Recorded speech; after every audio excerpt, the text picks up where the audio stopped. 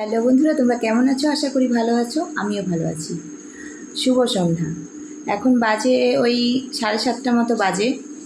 তো এখন আমি আমার ব্লগটা শুরু করলাম। তো রাতে ডিনার অবধি ব্লগটা তোমাদের সঙ্গে শেয়ার করব। তো চলো কী কী করছি দেখাচ্ছি। আমি গেছিলাম একটু বাজার করতে। তো মা দেখছি আটা পাটা মেখে রুটি বানাতে শুরু করে দিয়েছে। তো এই যে দেখো কিছু মানে মুদিখানা মাল নিয়ে এলাম। তো এইদিকে বাজার দোকানের যা অবস্থা, হাত দেওয়া যাচ্ছে না। তো কি করব, আমাদের মতন মানে সাধারণ মানুষের খুব অসুবিধা হয়ে যাচ্ছে এই সমাজে চলা। প্রচণ্ড পরিমাণে জিনিসপত্রের দাম বেড়ে চলেছে। তো দেখো রুটি বানিয়ে নিলাম। রাতে আজকে রুটিই খাবো, তার সাথে একটু আলুর দম করবো একদম সিম্পলভাবে। কোনো রকম মানে আলুর দম খুব স্পেশালভাবে কিছু করছি না। আর হাতটা দেখেছো কতটা পুড়ে গেছে, সেদিনকার তোমাদের দেখালাম। তো সেটাই কত বড় ফোসকা পড়ে গেছে। আর এদিকে দেখো মেয়ে একটু বেরিয়েছিল, ও এসে সমস্ত এখন ওই দেয়ালে স্ট্যাম্প করে করে আটকিয়ে ওদিকে ফটো টটোগুলো ঝোলানোর চেষ্টা করছে। তো কী সুন্দর না দুর্গা মূর্তিটা, আগেও তোমরা দেখেছো। তো এই দেখো আলুর দম করছি। রসুনগুলো এইভাবে আমি মানে সাঁড়াশি করে ছেড়ে ছেড়ে নিচ্ছি। আর এদিকে তোমার লঙ্কাগুলো ফেলে দিয়েছি। এই ঘড়িটা না বন্ধুরা, কিছুদিন আগে আমি গৃহপ্রবেশ যখন করলাম তখন একজন আমাকে এটা দিয়েছিল। তো সেটাই আজকে টাঙানো হলো। তো ভালোই লাগছে বেশ দেখতে। মেয়ে বললো মা এখানেই টাঙাও, তো টাঙিয়ে দিলাম।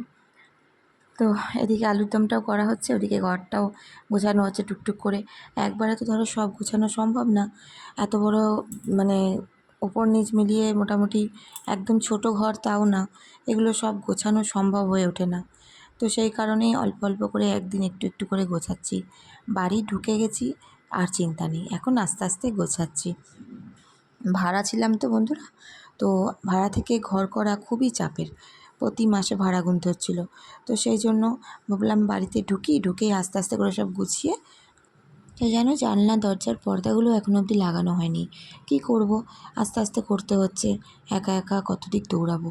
তো সেই কারণে দেখো এই রান্নাবান্না কমপ্লিট এই অবস্থাতেই রেখে দিলাম। এখন একটু রাত্রেবেলা শোয়ার আগে অভ্যাস একটু চুলটা বেঁধে নেওয়া, নাহলে ঠিক ঘুম আসতে চায় না। তো সেই কারণে একটু চুল টুল বেঁধে নিলাম। তো এই করতে করতেই আমার বর চলে এসেছে। তো এখন এই যে খাবার খেতে দিচ্ছি। ও খেয়ে দিয়ে নিলে আমরাও খেতে বসে পড়বো। তো মেয়ে বাড়িতে থাকলে মেয়ে কখনো একা হাতে খায় না, বলে মা একটু খাইয়ে দাও। তো একসাথেই নিলাম। এই যে মেয়েকেও খাওয়াচ্ছি, আমিও খাচ্ছি। মেয়ে আবার ঠিক ক্যামেরায় আসা পছন্দ করে না। তো এই যে ওকেও খাইয়ে দিচ্ছি, আমিও খেয়ে নেবো। একই থালায় মেয়ের সাথে খাওয়ার মজাটাই আলাদা।